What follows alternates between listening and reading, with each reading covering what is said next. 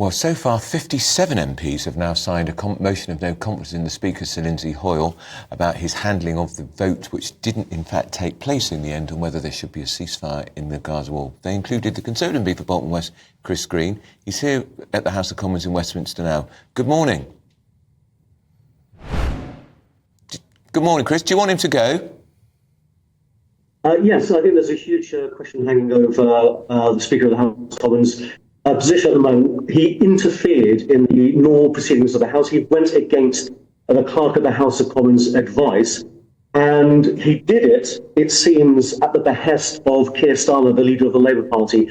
The Speaker ought to be there speaking on behalf of all members of Parliament, equally not acting as the agent of his former political party, the Labour Party. Chris, there'll be people at home this morning having their bacon sandwich and a cup of coffee, worrying about how they're going to fill the car with petrol because it's too expensive, they can't pay the gas bill, the supermarket shopping is too expensive. Just explain to those people, Chris, why this matters to them.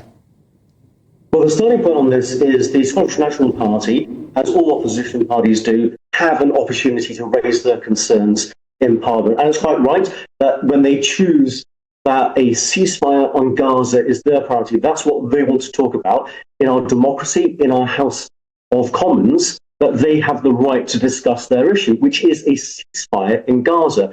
Labour couldn't tolerate that. They had to have different words, shift the meaning, because they would find it is very difficult for Labour Party management to be able to vote against, abstain, or vote in favour with that SNP agenda.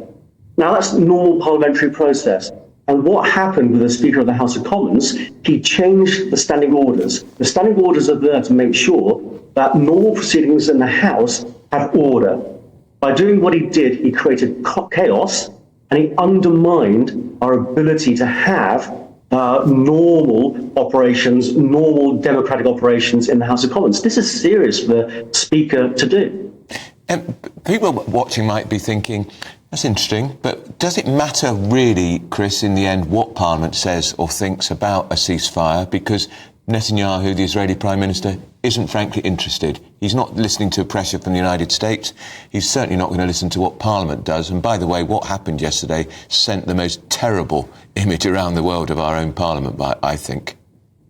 Well, this was an intervention by the Speaker of the House of Commons that triggered this, following the conversation with Keir Starmer. But the United Kingdom has very little influence over Israel. Israel was attacked in the most horrific way. We can all expect the reaction Israel is currently delivering in Gaza. We could all anticipate that before that attack. And the United States has influence. Other players in the Middle East have far more influence in Israel, in Gaza, with Hamas, with the Israeli government, than the British government have in this issue. So it's still a question for the Scottish National Party to assert what they believe the single biggest issue is, and for Labour to intervene in the way they did, when Labour have chosen never to have one of their Opposition Day debates focus on Gaza. For them to intervene with the Speaker of the House of Commons in this way is just so damaging to our democracy. Yes, we want to be talking about health, education, the economy, the cost of living, all those things, but this was a SNP debate. I'm just thinking back again. Do you think if there is a move to topple the Speaker, again, people who are worrying about the cost of living crisis, Chris, they're worrying about their gas and electric bills, will they just think that it's Parliament yet again talking to itself and not looking out to what really concerns people? Yes. Yeah, there is that problem, there is that danger.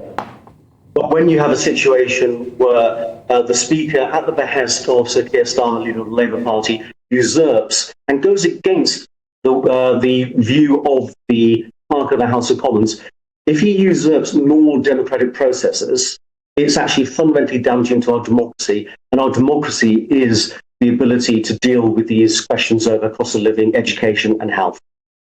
Chris, you hang out in Bolton. That's your constituency. You will know that the people of Bolton, those common sense northerners, will be watching this absolute rabble, this shower of shame in the House of Commons on a night like that and thinking, Why do I bother voting? Why do I bother? These people do not know what my life is like. They do not know that I don't particularly care about this sort of procedural process. And this is why we have such terrible voter apathy, isn't it? Well, there's a responsibility on members of parliament. There's also a responsibility on the media if we want to go down that route. There are all sorts of debates in the House of Commons which are barely touched upon by the media. If you want to have more in-depth focus on the steel industry, more in-depth focus on so many other matters and children's education, there is plenty of opportunity to have the media cover those issues because they are available in the House of Commons and in Westminster Hall. If the media choose to have other discussions, well, that's down to you. I'm talking about more when you're all braying at each other and you're rude and you can't keep quiet and the speaker's trying to talk and people are shouting out. You wouldn't get away with it in a classroom, and it leaves the British public cold. Well, again, if we look at, for example, the Prime Minister's question time, or this really unusual event where Sir Keir Starmer intervened on the Speaker of the House of Commons to get him to manipulate the rules in Labour's favour. Yeah, things like this will happen. But if you look at the vast majority of what members of Parliament do, whether in select committees, all-party parliamentary groups, Westminster Hall, and yes, in the chamber of the House of Commons, actually, much of it is positive, much of it is uplifting, and yes, members of Parliament do address the concerns that constituents in Bolton West and right around the country do have. It's a question of how the media want to publish and broadcast. Chris, we've got 20 seconds. Does the Speaker go or does he stay? It's on a knife edge at the moment. It's very difficult. The Scottish National Party are furious, as are many Conservative backbenchers. The Labour Party seems to be quite happy and content with it, which I think tells you everything. All right. OK, thanks so much, Chris Green there. Conservative MP, Bolton West. Thanks for joining us.